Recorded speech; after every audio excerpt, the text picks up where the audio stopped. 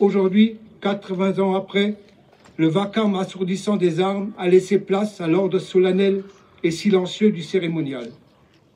La paix règne où la liberté a souffert, puis a triomphé. Contraste saisissant en effet à Sturzelbronn entre le calme d'hier et les combats qui se sont déroulés dans cette commune il y a 80 ans, au moment de sa libération par les Américains. De manière générale, cette localité du Pays de Bitche, le dernier village de Moselle libéré, n'a pas été épargnée lors de la Seconde Guerre mondiale.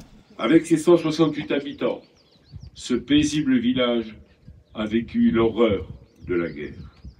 Bombardé par les Alliés en raison des installations militaires allemandes, il subit une première tentative de libération, avortée, le 18 mars, avant d'être enfin et définitivement libéré le lendemain.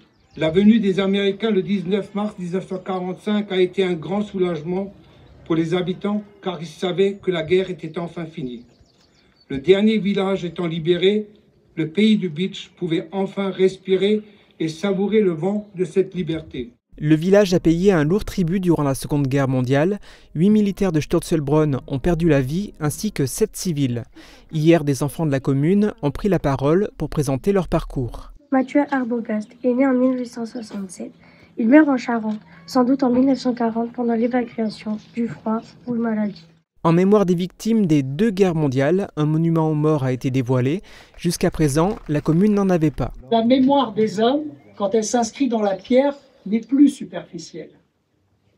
Elle dure. Il y a une trace visible pour que chacune et que chacun se rappelle. Désormais, en plus d'avoir un monument aux morts, Sturzelbronn dispose d'un arbre de la libération, un chêne blanc installé durablement pour rappeler l'action des libérateurs.